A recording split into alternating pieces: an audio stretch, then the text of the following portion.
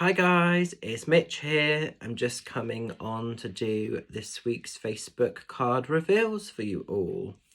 So, if you were drawn to card number 1, we're going into the energies of the Tower. Now, when the Tower shows, this is usually sort of like unexpected news or unexpected events that are happening.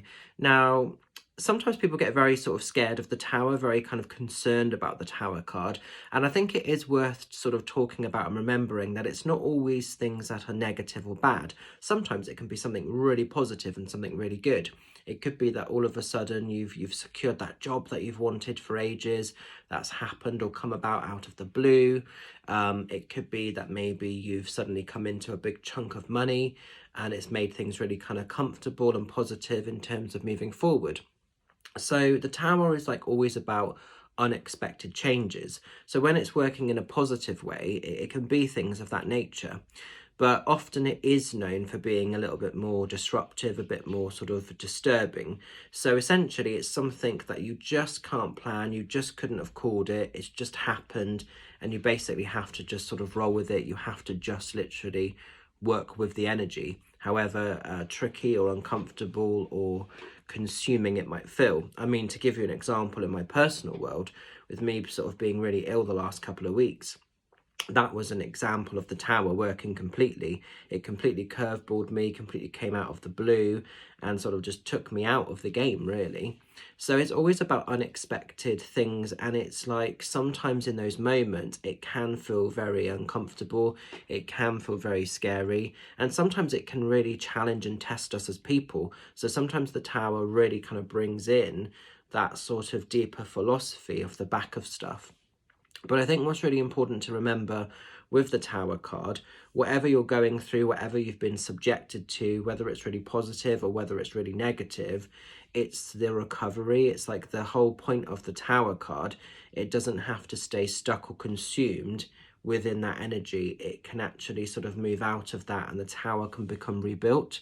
Now, sometimes, depending on what you've been through and what you've gone through, the changes that the Tower have sort of placed upon you are life-changing. So sometimes the things that have happened are so consuming, your world is forever changed by that experience, and it's having to sometimes find a new way to live.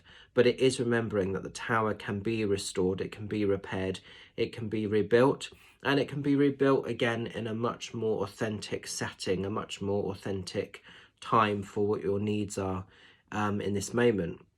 Sometimes things happen with the Tower and we just don't understand why that's taken place. We just don't, like, sometimes things happen that we just can't process, basically, and we will probably never know maybe why things are the way that they are.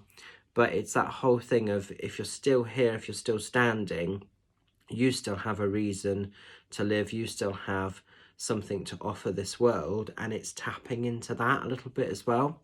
So the Tower is quite deep when it shows, so don't fear it, don't go looking for any problems, but just be aware that there could be some curveballs, there could be some things that happen that are just a little bit out of your control, and if they do go down, if they do happen, then it's remembering that you are stronger than the obstacle, the hurdle, the setback, or the problem, the intrusion of what you're being put through. It might not feel like it in those moments, but you are, you know? Now then, as we're moving into card number 2, we're going into the energy of the Queen of Leads. Queen of Leads is the same as the Queen of Swords in conventional tarot. Now, the Queen of Swords, it's a little bit like this bad bitch energy is coming in. It's about reclaiming back your power, your magic. It's doing what really works and serves for you. It's being at peace with yourself, and it's putting yourself first, and it's literally making your world work on your terms. So no more sacrificing, no more accommodating other people. This is about you showing up, stepping up, and doing what matters, doing what resonates and works within your own heart center. Now, the other thing with this card, it's not just about putting your best foot forward and really reinvesting in yourself. It's getting to a point where you can like, celebrate and cherish the essence, the energy of who you are. So because this queen is sitting upon her throne, she's really worked hard at sort of finding and being at peace with herself. So maybe some of you are going through a little bit of a soul searching journey. Maybe some of you are actually really looking at how your world is, what you've been choosing to accept, what you've been choosing to tolerate. And maybe some of you are realizing that just those energies were not good enough. And maybe some of you are making disconnections or changes where possible or where needed in order to feel powerful, in order to feel fulfilled, and in order to sort of re-put your best foot forward. Because the queen serves and works essentially the kingdom in the way that they need it to sort of work for them. So no more accommodating, no more sacrificing. If you know that you've been accepting, you know, crappy behavior or circumstances, there's no more of that. It's about literally detaching and putting your best foot forward in the way that you need to. So leading from the front, time to take action, time to step up and rise, time to be fabulous in your own rights and not needing to be held back by any people, circumstances or situations. And finally, if you've been drawn to card number 3, we're going into the energy of the devil, which always makes me laugh because this is my little dog, this is my little Losky, and he's just such a character. So the devil is a little bit of a trickster of the tarot. Some of you maybe are getting quite caught up in thoughts and feelings. It's also, the devil is known for being a bit of a manipulator. Sometimes the devil likes to have the last word, the last say, and I think sometimes we have to weigh things up. Is it helpful? Is it working for you? Or actually, are you choosing to restrict yourself? The devil shows a lot when it sort of plays into the mindsets, the patterns of our insecurities, our fears, our worries, our doubts, and it really sort of, you know, highlights and spoils us with those things. And sometimes the devil is a bit of a pain in the arse, actually. So this is why we've got at the side there, it says, "Not today, Satan," because don't buy into the manipulations, don't buy into the heaviness, the suppressions of the devil. So it shows sometimes where maybe you're feeling a bit trapped, maybe you're feeding into the negativities, maybe you're choosing to feed into quite unhealthy belief systems or ideas or patterns. And basically with the devil, if you see it trying to trick you or manipulate you, you actually don't have to accept it, you don't have to tolerate it. So don't get sort of, you know, chained up or shackled into the setbacks, the heaviness, the manipulations of what the devil is about, really. So maybe some of you mentally have been feeling a bit fragile. Maybe some of you have been really feeling like you've got to prove or argue a case or justify your actions or your behaviours. And actually, when we're at peace and when we're aligned with our true spirit, we don't need to defend ourselves, and it doesn't matter if people believe us or understand what we're about. It actually doesn't matter. As long as we're not hurting or harming anybody, we can just be fabulous in our own way.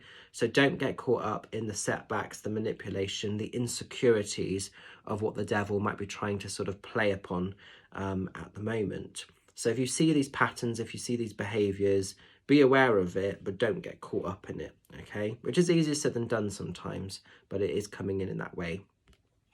So an interesting set of cards. I hope you can make sense of them. I'm going to leave them with you.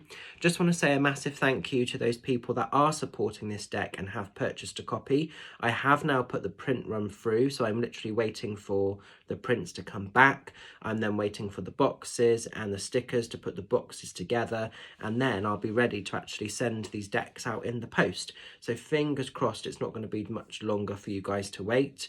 If you're still thinking of purchasing a deck but you haven't yet, drop me a message and we can get an order placed. The decks are £40. Half the money goes to the charity, the Somerset and Dorset Animal Rescue Centre.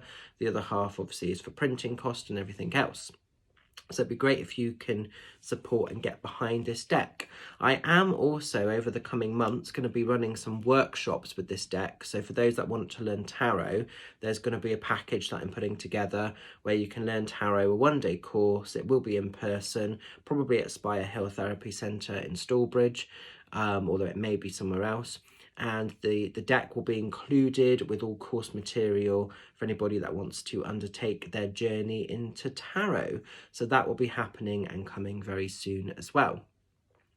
What do I need to talk to you guys about? Just want to say a quick shout out that this coming Saturday, I'm doing the next date of my Spirit Magic tour, which is over in Sherborne. I'm really excited to be with you guys there. A lot of you guys have been asking me for ages, can I go to Sherborne? And so the date is happening, it's live.